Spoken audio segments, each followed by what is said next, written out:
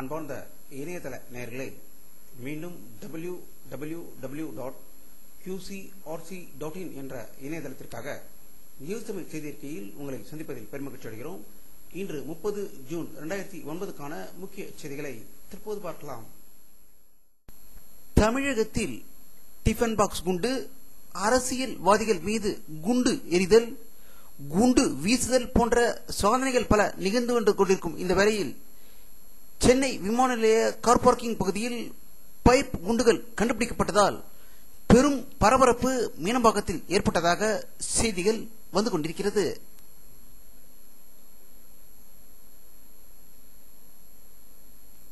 தமிழ் ஈழ நாட்டில் அப்பாவி மக்கள் மீது ராஜபக்சேயின் ராணுவத்தினர் நடத்திய கொலைவெறி தாக்குதலில் 1,00,000 பேருக்கும் மேற்பட்டோர் கொல்லப்பட்டதால் இதற்கு எதிராக சர்வதேச நீதிமன்றத்தில் இந்தியா வழக்கு தொடர தமிழக அரசு வலியுறுத்த கோரி சட்டமன்றத்தில் கோஷம் எழுப்பிய அதிமுக உறுப்பினர்கள் அனைவரையும் அவையிலிருந்து வெளியேறுமாறு கருணாநிதி அவர்கள் உத்தரவின் பேரில் சபாநாயகர் வெளியேற்றியதாகும்.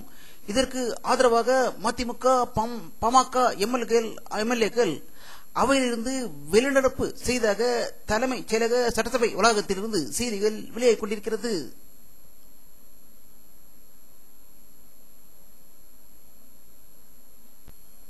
போலி மதிப்பெண் பட்டியலை புதுச்சேரி தனியார் மருத்துவக் கல்லூரியில் தாக்கல் செய்து தொடர்பான வழக்கில் சம்பந்தப்பட்ட மாணவருக்கும் அவருடைய தந்தைக்கும் ஜாமீன் வழங்க வேண்டும் என்று கூறி மத்திய அமைச்சர் ஒருவர் தனக்கு மிரட்டல் விடுத்ததாக சென்னை உயர்நீதிமன்ற நீதிபதி ரகுபதி அவர்கள் இன்று கூறியதால் உயர்நீதிமன்றம் பரபரப்பு அடைந்ததாகவும், புதுச்சேரி என்றால் அங்கு ஒரே காங்கிரஸ் மந்திரி நாராயணசாமி இருக்கிறார் என்றும், இல்லாவிடில் தமிழகத்தை சேர்ந்த 9 மந்திரிகளில் யாராவது ஒருவர் இருப்பாரோ என்று பரபரப்பாக செய்திகள் வெளியாகிக் கொண்டிருக்கிறது.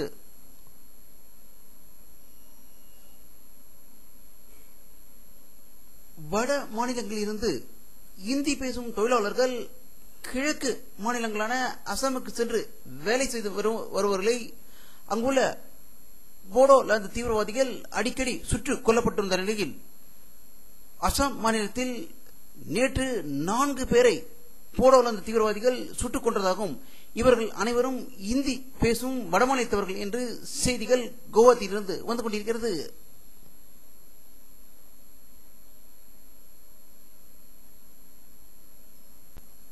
தமிழ் இனத்துக்கு பல ஆண்டு காலமாக துரோகம் செய்து கொண்டிருக்கும் இந்திய வெளியுறவு செயலராக உள்ள சிவசங்கர் மேனன் பதவி விட்டு இறங்க இருக்கும் நிலையில் அவருக்கு பதிலாக சீனாவில் தூதராக இருக்கும் நிருபமா ராவ் புதிய இந்திய வெளியுறவு செயலராக பதவியேற்க இருப்பதாக டெல்லியிலிருந்து தகவல்கள் வெளியாகிக் கொண்டிருக்கிறது.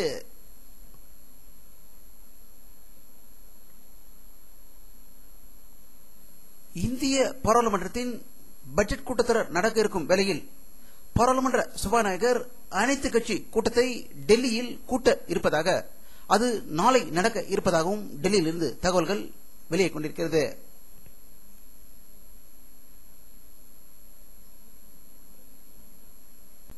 இந்தியாவில் உள்ள சிறுபான்மையினர் அதிகம் இருக்கும் மாவட்டங்களில் அவர்களின் முன்னேற்றத்திற்காக 100 கோடி ரூபாயை மத்திய அரசு ஒதுக்கி இருப்பதாக டெல்லியிலிருந்து தகவல்கள் வெளியாகிக் கொண்டிருக்கிறது.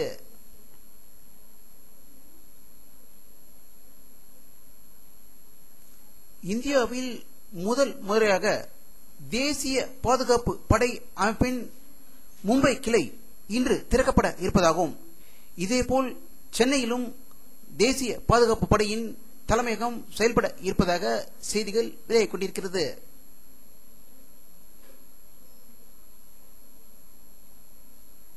ஆயிரத்தி 1992ஆம் ஆண்டு பாபர் மசூதி இடிக்கப்பட்டதை தொடர்ந்து ஓய்வு பெற்ற நீதிபதி லிப்ரான் தலைமையில் விசாரணை கமிஷனை மத்திய அரசால் அமைக்கப்பட்டது. இந்த கமிஷன் அறிக்கையை 17 ஆண்டுகளுக்கு பிறகு திரு மன்மோகன் சிங்கிடம் நீதிபதி லிப்ரான் இன்று சமர்ப்பித்ததாகவும், இது பற்றி பாரதிய ஜனதா கட்சியின் முன்னாள் தலைவர் உமாபாரதி கூறுகையில், பாபர் மசூதி இடிக்கப்பட்டது நியாயமானதே என்று கூறியதாக தகவல்கள் வெளியாகிக் கொண்டிருக்கிறது.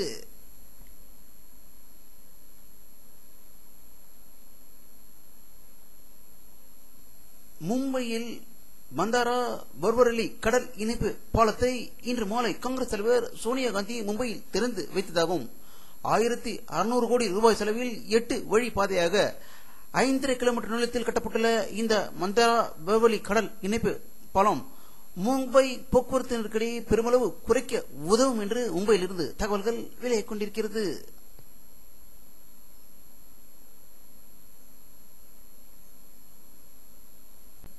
பூட்டான் நாட்டு பிரதம மந்திரி திரு ஜிக்மி ஒய் திருநி 4 நாள் சுற்றுப்பயணமாக இந்தியா வந்துள்ளதாக டெல்லியிலிருந்து தகவல்கள் வெளியாகிக் கொண்டிருக்கிறது.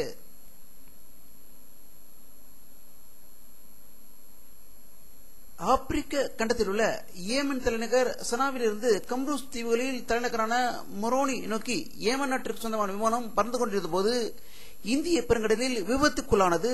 இதில் பயணம் செய்த 153 பேரின் கதி என்னவென்று தெரியவில்லை என்றும், ஆனால் ஒரு குழந்தை உயிருடன் மீட்கப்பட்டுள்ளதாகவும் செய்திகள் வந்து கொண்டிருக்கிறது.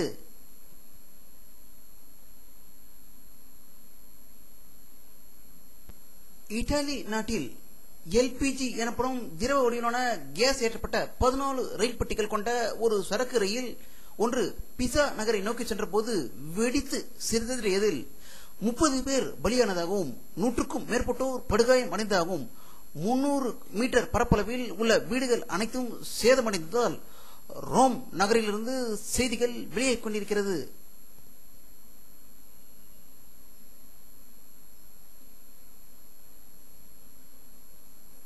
ஈரான் நாட்டு அதிகாரிகள் இன்று வெளியிட்டுள்ள ஒரு செய்தி அறிக்கையில் ஈரான் நாட்டில் தேர்தலுக்கு எதிராக நடந்த போராட்டம் முற்றுப்பெற்றதாகவும், நடந்த ஓட்டுப்பதிவு சரியானதே என்று தீர்ப்பு வழங்கியிருப்பதாகவும் ஈரான் நாட்டிலிருந்து செய்திகள் வெளியாகிக் கொண்டிருக்கிறது.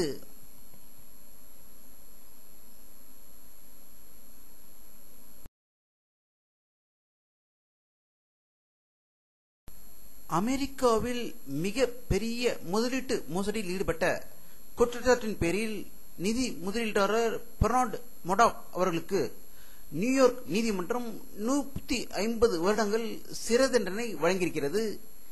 தமிழகத்தில் இதேபோல் 50 முதலீட்டாளர் மோசடியில் ஈடுபட்ட தொழிலதிபர்கள் சுதந்திரமாக தமிழகத்தை வலம் வருவது குறிப்பிடத்தக்கது.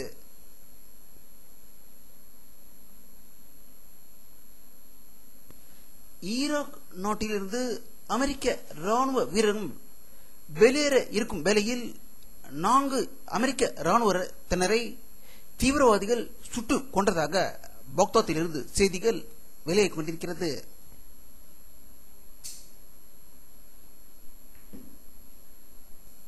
வானிலை அறிக்கை 30 ஜூன் 2009 பிற்பகல் 2 மணியில் எடுக்கப்பட்ட சேட்டலைட் புகைப்படத்தை தற்போது பார்த்துக் கொண்டிருக்கிறீர்கள். தமிழகத்தின் லேசான மேகமூட்டங்கள் தெரிகின்றன. அரபிக்கடலில் அதிக மேகங்கள் தமிழகம் மற்றும் கேரளாவை நோக்கி வருவதை இந்த படத்தில் பார்க்கலாம்.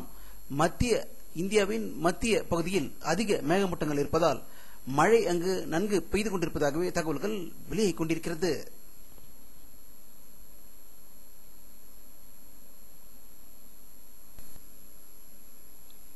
இத்துடன் இந்த செய்தி அறிக்கை நிறைவடைகிறது. மீண்டும் நியூ தமிழ் செய்தி அறிக்கையில் உங்களை சந்திக்கும் வரை உங்களிடமிருந்து விடை பெறுவது உங்கள் கே பாலாஜி. நன்றி.